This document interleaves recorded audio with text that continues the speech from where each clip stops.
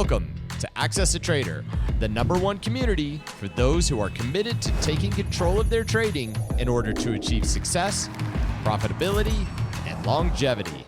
Thank you for joining us. Here's Dan Shapiro to help you find your edge, master your process, and own your future.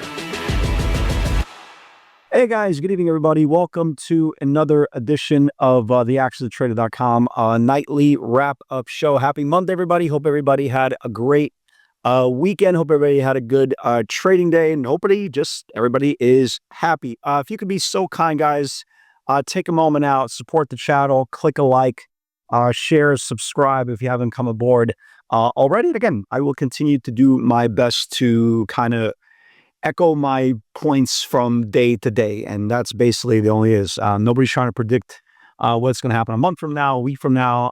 We're just taking data and using it for the next day. So if you logged on to social media on Saturday or Sunday, every 15 and 16-year-old FinTwitter was roaming around the streets screaming out, "We're going to crash on Monday." We're going to crash on Monday. We're going to crash on Monday. Anybody's been trading for more than 15 minutes, kind of know, right? We've been digesting and absorbing bad news for the last 3 weeks. That was the whole point. And if you watched the weekend update, we talked about a liquidity grab, right? The idea that they were Moody's going to downgrade the United States rating, it came in a very, very dubious time, Friday afternoon after everybody's gone, and you saw exaggerated prices to the way down, right? And we woke up this morning, we were down about 1%, and then slowly through the day, we just grinded higher, and basically all across the board, we closed green, right? That's obviously a good thing. So always remember, folks, it's not just waking up in the morning and looking at the hot stock of the day.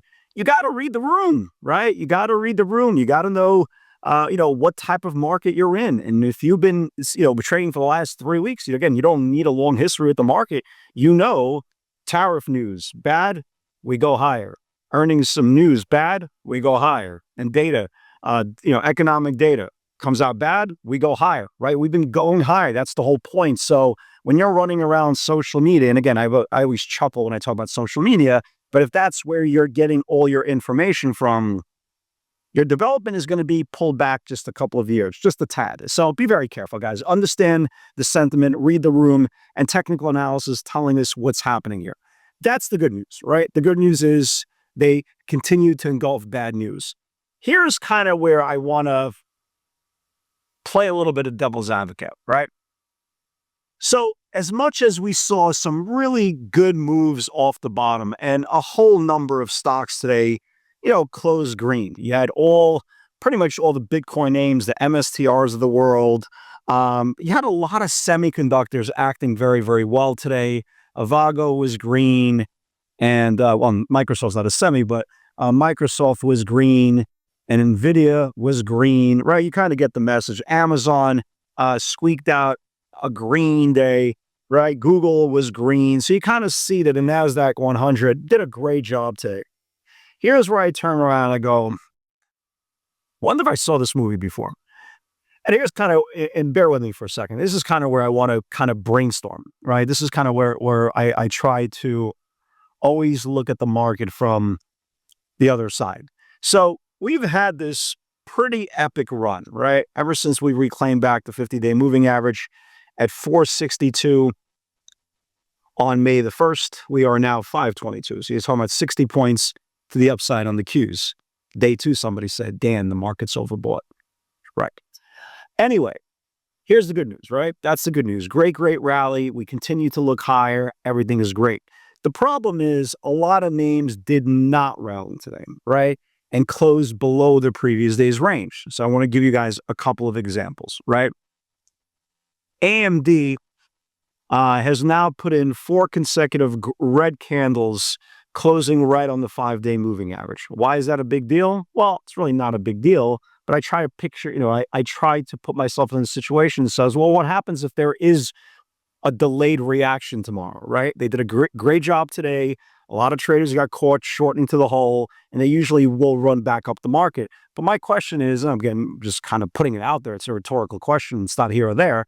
But what happens if it's a delayed reaction, right? And the market gets pulled tomorrow? Doesn't mean it will. I'm just saying, what if, right? So you have to find yourselves names. You have to find yourself names and be prepared for names that didn't participate in today's rally, okay, that are sitting on rising support.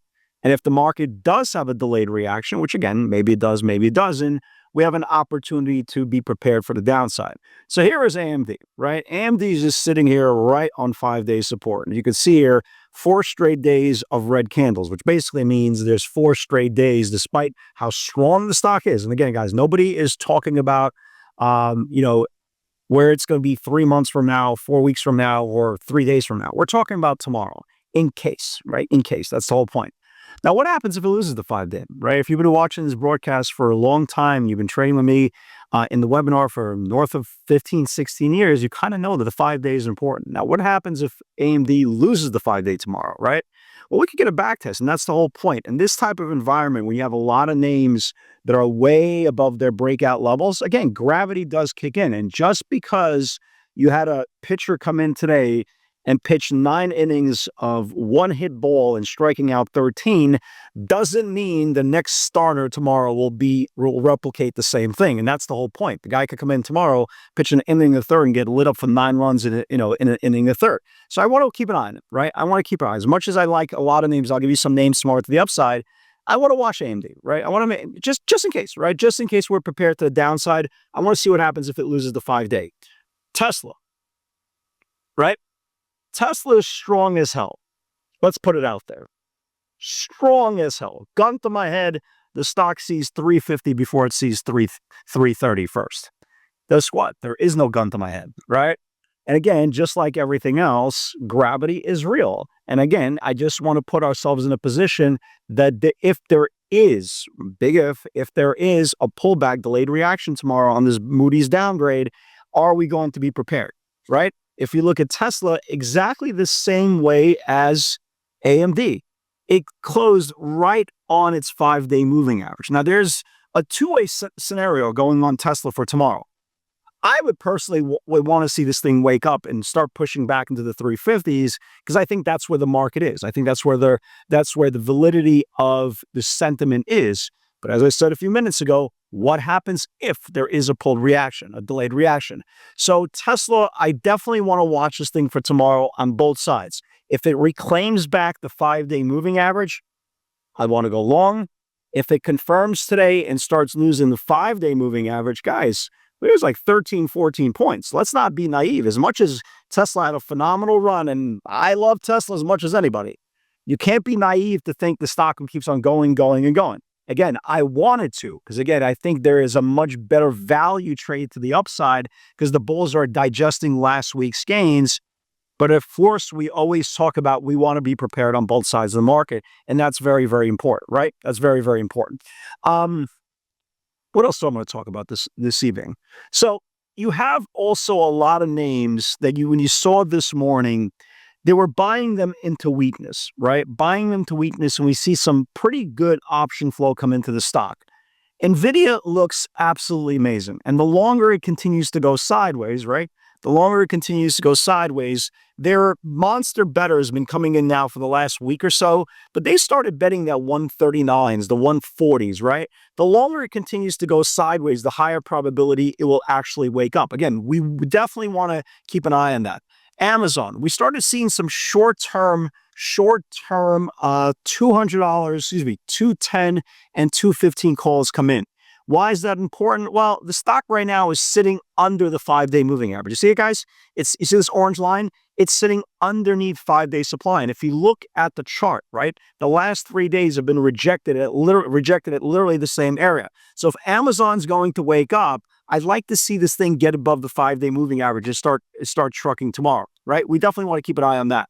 Meta held up really, really well, right? This was one of the very first that got pulled last week just because of gravity. It digested its gains. It's sitting here above the 10-day moving average. And as you can see here, it's still below the 5. And that's the key. That's kind of the theme going into tomorrow. If you guys noticed a couple of minutes ago, I said Tesla, if they could reclaim back the 5, I'm a buyer. If Amazon can reclaim back the 5, I'm a buyer. Meta, right? Same thing. Meta, Meta was down 8 cents today, folks. 8 cents today. Again, it really shows the strength. So if Meta wakes up tomorrow and reclaims back the 5-day moving average, you're going to kind of know that the last couple of days have been a little bit of a rest, a lot of digestion, super healthy, and we are looking to resume. But the most important part is, folks, and I tell you this all the time, the market is never as good as you think, and the market is never as bad as you think.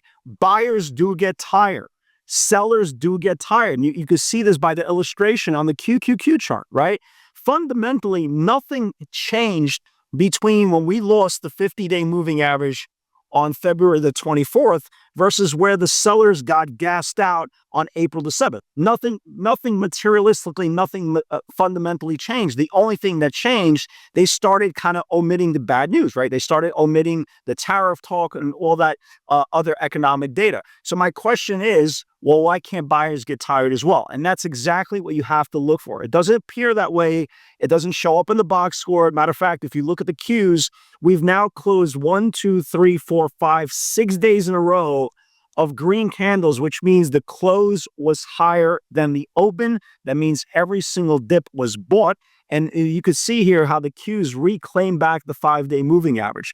But just be prepared, right? Just be prepared. Nobody is saying the market has to continue to go higher. Nobody's definitely saying there has to be a pullback, but you have to at least be a grown-up and acknowledge that there are both sides of the market. And like I keep saying all the time, the market's just not going to tap you on the shoulder and say, all right, we're tired, we're ready to go down. It's just going to do it. So again, the message is stay away from the really, really exaggerated, overextended names that are 6, 7, 8 days above their natural pivot.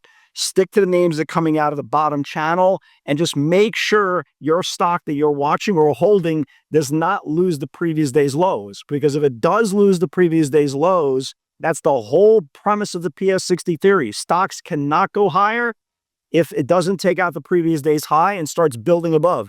Stocks cannot go lower if it doesn't take out the previous day's low and starts building below. So be conscious, understand the sentiment, but at all parts, at least from the surface, the bulls held serve. There's definitely a lot of opportunity tomorrow to the upside, but there's definitely preparation for the downside as well. Guys, have a great night, everybody. Stay blessed. Hope everybody is doing well. And with God's help, I will see you all in the field tomorrow.